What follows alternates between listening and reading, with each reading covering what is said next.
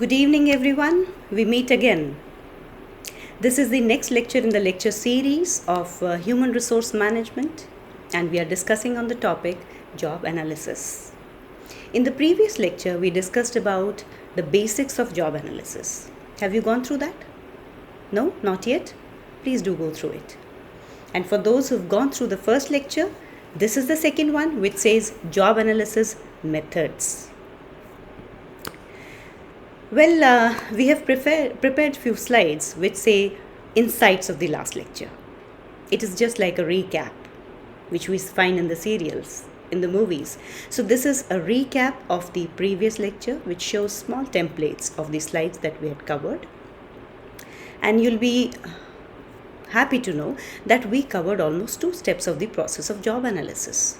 And today we'll be going on to step number 3. So here we go. The step 3 says information collection. We have already covered step 1, 2 of the process of job analysis. Now this is step 3, which says information collection. And we are heading towards that man who is just feeling excited about finishing this process. So let's move on. Now information collection, in this we have to be careful about 3 aspects. Number 1, the types of information to be collected. Number 2, the persons who will be involved in information collection. And number 3, what methods are to be employed for the collection of this information. What kinds of information is to be collected for the process of job analysis? Basically, the focus is information collection for the purpose of job analysis. Right? The next slide. Now let us have a look of the types of information to be collected. First one, work activities. Description of the work activities, the tasks. How is a task performed? Why is that task performed? When is the task performed? So how, why and when of the task is very important. Second, interface with other jobs and equipments. How do you link it with the other jobs? The procedures used. What are the behaviors required on the job? The physical movements and demands of the job. Do you have to move too much? Is the job demanding? Where all you have to move around? So all these are work activities, and this kind of information has to be collected for the process of job analysis. Now the second one is machines, tools, equipment and work aids used.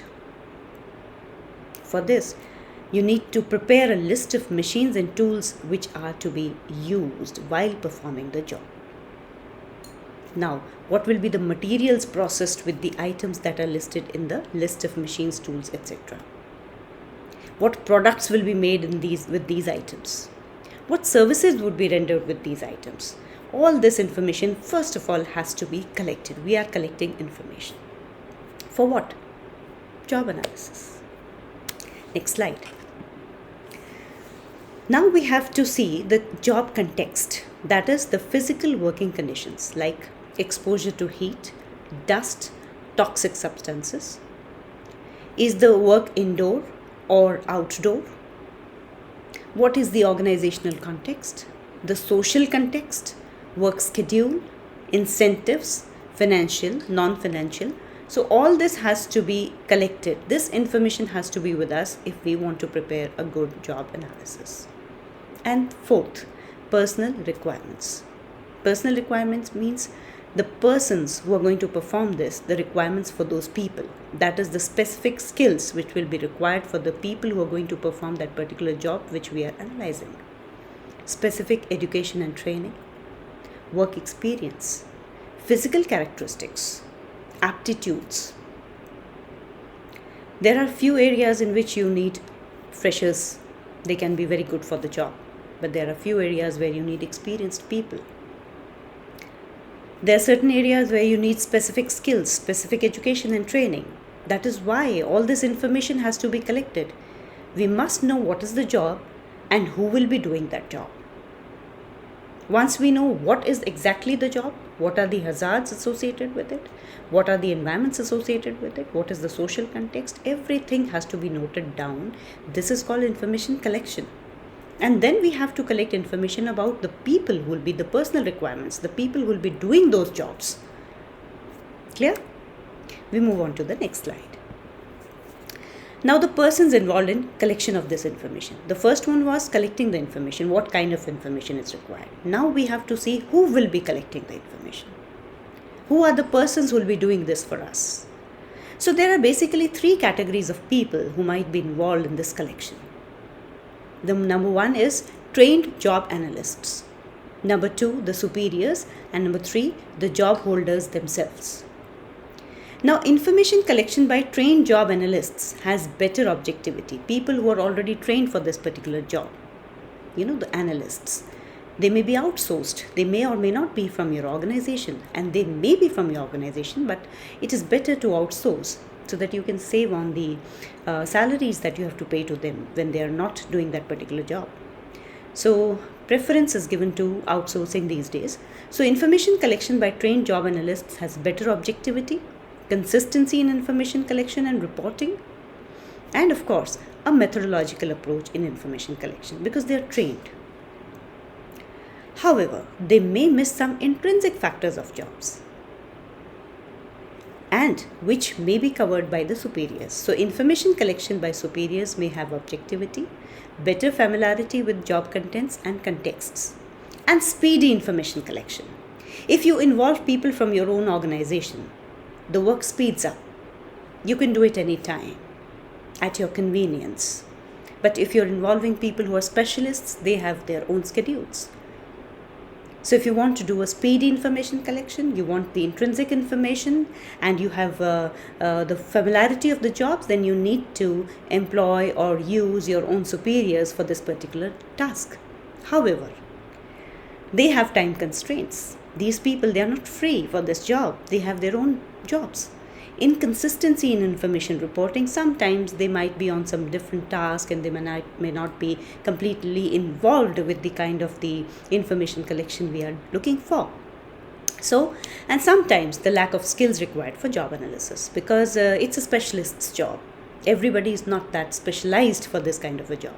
So these are some of the drawbacks when we employ superiors for doing this job for us. Now, information collection by the job holders, people who are already on that job. So this may have advantages of greater familiarity with the jobs, but their opinions may be biased. When you're doing a job, you might feel, oh, this is not good. You might report it that way because you're not feeling comfortable, but it's not the case with everybody. You may be an exception or maybe somebody else's. So what you like may not be the way for others too. So you might be biased for that, and they lack skills in providing relevant information for job analysis. Again, they are not specialists. They are not trained for this particular purpose. They are very good at their jobs, but job analysis is a different kind of a task. So the types of persons to be involved in information collection depends on the purpose of job analysis and the nature of jobs to be analyzed. So you have to strike a balance. You have to see which kind of people would be better for the kind of analysis that you want to conduct. Next slide. So now, I hope it is not getting too lengthy for you. No, not at all. We are doing a great job. We are looking for good people for the organization, and you will have to do this. Once you get into organizations, you'll be big managers looking after the HR operations. So you need to be doing this. You need to get it. So methods to be employed for information collection. Now this is a very tedious task and you have to choose your methods very nicely. Now the first one goes personal observation. Personal observation method of job information collection is very old and applicable mostly in case of manual jobs. So in this method, the job analyst observes the job performance process by a worker or group of workers. The tasks performed, the pace at which activities are carried out, the working conditions, the hazards involved, etc. are observed during the complete work cycle. And the information collected is recorded in a standardized format. This method is appropriate for jobs which involve manual, standardized and short cycle activities like mechanics, weavers and other workers involved in repetitive activities. So that will do with personal observation. The next one is interview. In this method, the job analyst personally interviews the job holder, his immediate superior, and other persons concerned with the job. Kind of a 360 degree. So the interview method of information collection can be used for any type of job. There's a small spelling mistake there, please ignore. Both operative and managerial.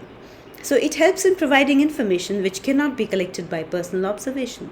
However, this method is quite time consuming.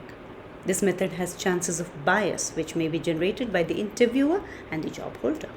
Whenever there are human beings involved, there are always chances of bias. That's human nature.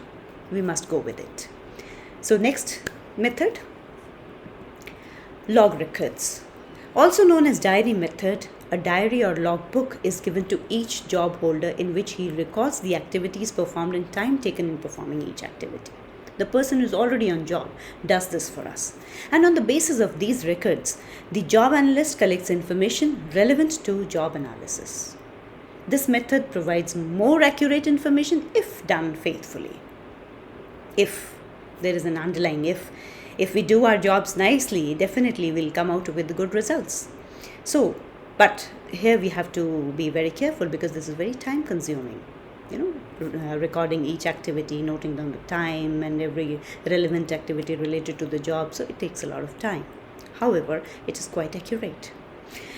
Next technique is critical incidents. Now this method, job holders are asked to describe incidents concerning the job on the basis of their past experience.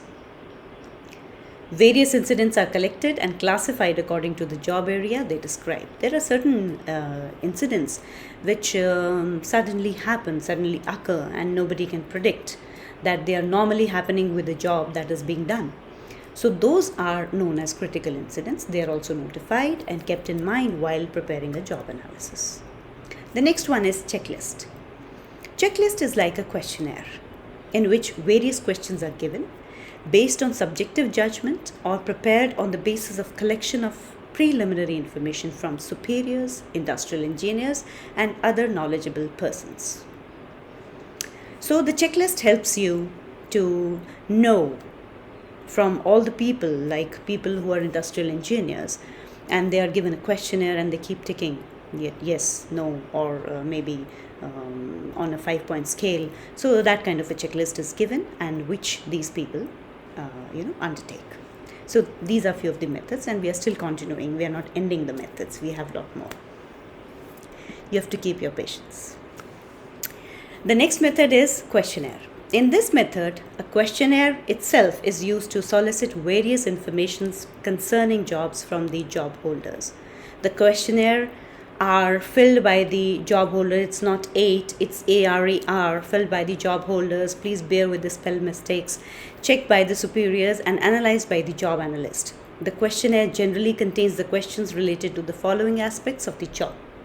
Now this questionnaire will contain these aspects. Number 1, the job title. Number 2, the job title of the job holder's immediate superior.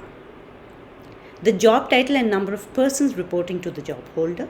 A brief description of the overall role or purpose of the job, a list of the main tasks and duties that the job holder has to carry out, the resource used in carrying out the job, the amount of supervision received and the degree of discretion allowed in making decisions, the typical problems to be solved and the amount of guidance available in solving the problems, and the relative difficulty of the tasks to be performed. So just imagine, we are trying to find out what is the job, and we are putting in so many efforts. Why is all this hush-push for? This is because we want to identify the correct kind of a job, the correct kind of a person for that job, because a person or a job which is not well defined will lead to chaos in the organization. One wrong entry, we'll have to suffer for long. So the job has to be defined correctly so that there is no confusion, no chaos, no ambiguity. Clear? Okay, we move on. Now this one is a position analysis questionnaire. It is a highly specialized instrument for analyzing a job in terms of employee activities. The position analysis questionnaire developed by Purdue University is a comprehensive questionnaire for collecting information for the job analysis. And in this questionnaire, various job elements have been grouped into 6 categories, with each category containing relevant job elements, resulting in 195 elements as shown in this table. I have not given the entire elements because that would be huge. So these are, number of elements are classified, and we have 6 categories. The first one is information input, like where and how do employees get information while doing their job. Mental processes, what reasoning, planning, organizing, and decision making is done. What physical facilities, that is the work output, tools and machines are used. Relationships, what contact with other people, both in the company and outside, is maintained and developed. Job context, what is the physical and social context in which job is maintained. And other job characteristics, what other activities, conditions, or characteristics not covered by the other categories are relevant. Now, why are we collecting all this? For example, relationships. We have to know that a person has to maintain, say, suppose, relationship with the outside people in the organization, because they are the stakeholders, they're outside, maybe the customers or other people who are supplying you some materials. So in this case, the qualification that will be required will be the person has to have good communication skills, conversational skills. The person must be a good listening officer. He must be able to maintain good relations, liaisons with the other people. So when we say that you have to maintain good relations with the people outside the company, it means you need to have that kind of an attitude. So when we are defining the job, we are defining the skill set for the person who will be performing that job. So this is just an example. For example, another example. When we say mental processes, what reasoning, planning, organizing, and decision making is done. If we want a decision maker, he has to be a person who has learnt about how to make good decisions. The person has to know the pros and cons of decision making. The person has to know the rationale behind the decisions. He has to be a rational decision maker, an emotional decision maker, or an intuitive decision maker, or a balance of all these three. So decision making is not that easy a task. It is quite complex. So for that we need a trained person. If we say that there is a lot of decision making, we need an experienced person for it. We need an informed person for it. We need an educated person for it. So these are few examples that I've quoted, that why we need to know these things, because we need to know what kind of a person would be performing that job. Clear? Next. This is management position description questionnaire. See, what we have been doing so far is we are understanding different methods of collecting information. It's not necessary that in one go we employ all these methods. No. We'll choose the one which suits our requirements, which suits the requirement of the organization in which we are. So it can be a mix of 2 or 3 methods. It can be a specialized method. It can be any of these methods that we are discussing. It's not necessary that we use all of them. There is a choice. All of them cannot be used, and they should not be, because they'll be overlapping. Ambiguity would be there. So we don't have to waste our time and energy for collecting so much of an information. There has to be a balance. We have to strike a balance. So we have to see that we do not waste much time and we get the desired results too. So all these methods, we can choose whatever we want. So this one goes management position description questionnaire. Management position description is a highly structured questionnaire containing 208 items relating to managerial responsibilities, restrictions, demands, and other miscellaneous position characteristics.